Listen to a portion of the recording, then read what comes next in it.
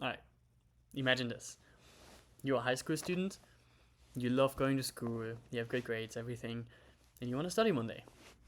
Um, Unfortunately, you cannot study in your own country because of your parents who went to America for 4 years. So you had to do your high school degree there, and unfortunately, your high school degree is not good enough because American education is not good enough for Europe. So your own country tells you, fuck you. You're not studying here.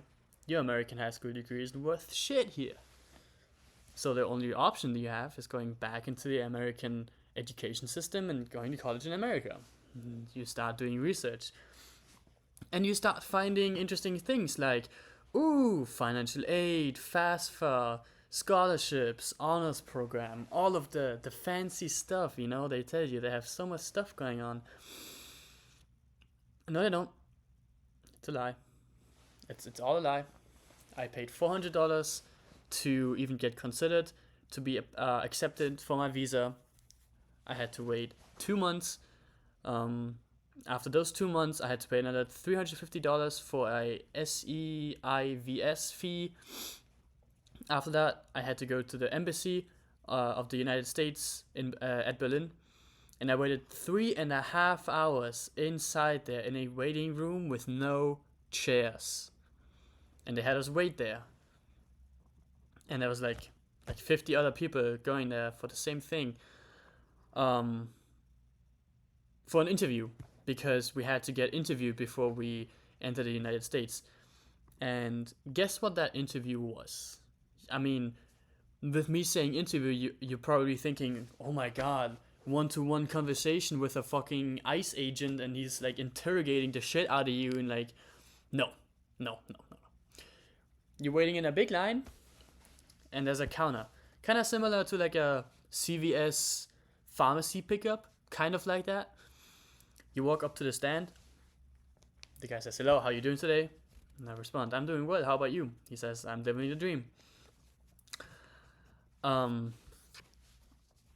he asks me, what am I going to study? And I tell him, I'm going to study cybersecurity. And he asks me, what are you going to study? And I tell him, Chattanooga State Community College. And then he asked me if I planned to return to Germany. And I responded, yes. After my legal stay in the United States, I am planning to move back to Germany to further pursue my education. That was my response. He said, okay, nice. Approved. That was it. That was it. There's no interrogation, nothing. It's just that. But before I was even able to go into the embassy and apply for my visa and all of that random shit, I had to prove financial stability. And we're talking proof, so bank account details, not bank account details, but like a bank account, like a bank report, I don't know, that shows that I have, and I believe it was over $60,000 worth of cash ready in my savings, in my checkings. Not savings. It cannot be. It can't be crypto. It can't be stocks. It can't be like I couldn't snap them a picture of my Lamborghini and be like, yeah, nah, I got the money. Don't worry about it. No, no, no, no, no. It had to be liquefied cash inside your checkings account, and it had to be $60,000. And I thought that's kind of ridiculous, don't you think? I mean, $60,000 per year to study in America, just like that, and there's no scholarships available for me. I mean, like, who do they expect to bring into the country like that?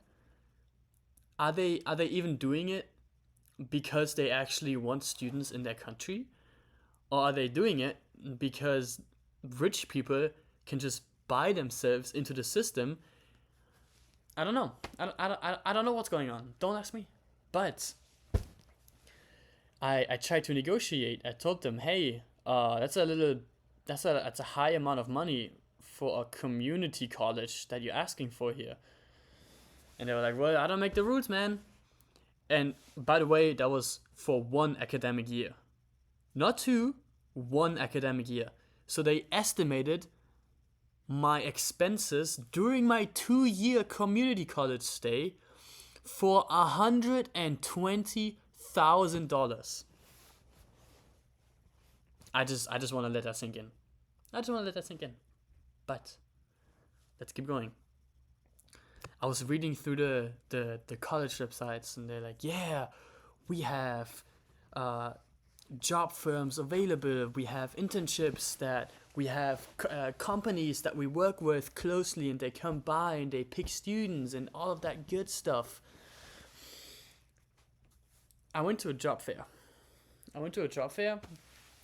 Um, and it was interesting because all of the companies that went to my job fair weren't hiring, or at least not entry level positions. They were all asking for multiple years of experience. I mean, why would you go to a community college job fair to offer positions that you need multiple years of experience for? Make it make sense? What? I'm gonna make it make sense. I talked to one of the guys and I asked him, hey, how come you guys are at a community college and you're only looking for people with work experience? Like, that doesn't make any sense. And he responded and he said, can't tell you much, man. It's got something to do with money and quotas. What a system we live in. But it gets worse. Because financial situation changed. I had to ask my mom, my grandma for money, and my dad for money, my parents for money, to send me the money that I needed to, like, proof, because I don't need $60,000 a year. You don't need that much money.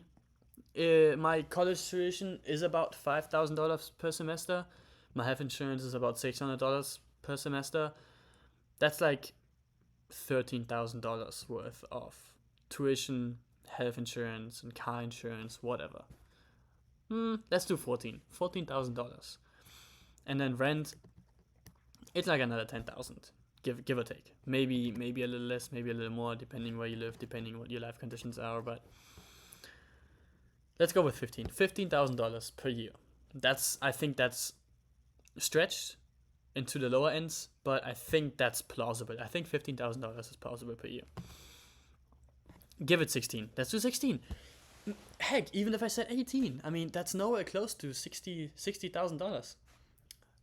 But again, as I said, financial situations change, and sometimes, you get into hardship. Your financial situation just changes like that, and there's nothing you can do about it. But that doesn't change the fact that you still want to continue to study, no? So what every other normal person did is I contacted my international officer, and I was like, hey, do you guys have any on-campus work? Because I heard that I can, I looked it up, and I can legally work on campus. No, our school has a school-wide policy that international students are not allowed to work because it's so much paperwork and we don't want to do all that. Thanks. So I asked him, hey, is there any other way I can work? He said no. Just like that, he said no. He told me a story about some Mexican kid who went to the supervisor of his supervisor, and he tried stuff, and he went all far with it, and he told me, don't even bother trying. You're not gonna be able to do anything. And I'm just like, wow. So what am I supposed to do? Is there anything I can do? He said no. No, there's nothing you can do. I can't get a job. I can't make money. Whatever.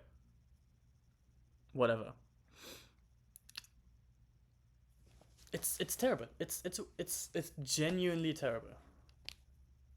But it gets worse because our beloved president Donald Trump has signed an executive order like a little bit longer ago.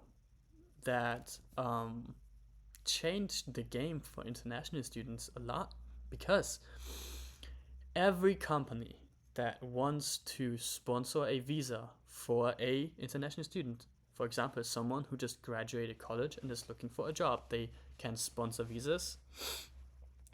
And if a company wants to do that, they have to pay $100,000, just like a little fee right there. And that made it so incredibly competitive. And the question that I'm asking myself here is why? Why does the government not want engaged, smart people? I can tell you that.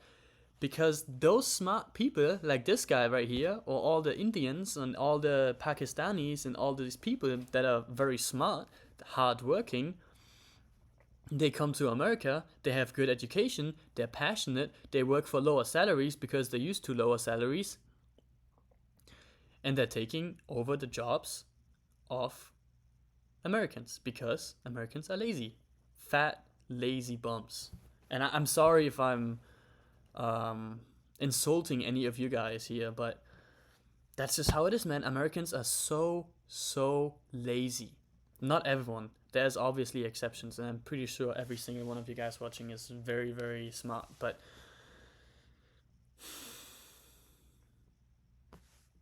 and now I'm in a situation where I'm for sure not gonna get a job after college, because, well, I'm smart. I'm not that smart though. I'm not $100,000 smart. I'm not exceptionally smart. I'm like average smart, if that makes sense. So I won't be getting work after college. I can work for up to 1 year after I finish my college, which is called OPT. It's called optional practical training or some shit. I don't know. 1 year. Thanks. I mean, it's not like the job market is cooked anyways already because of AI and because the demand for college has increased so immensely in the last few decades. I mean, college used to be all about, if you go to college, you're gonna have a job secured, you're gonna do great in life regardless.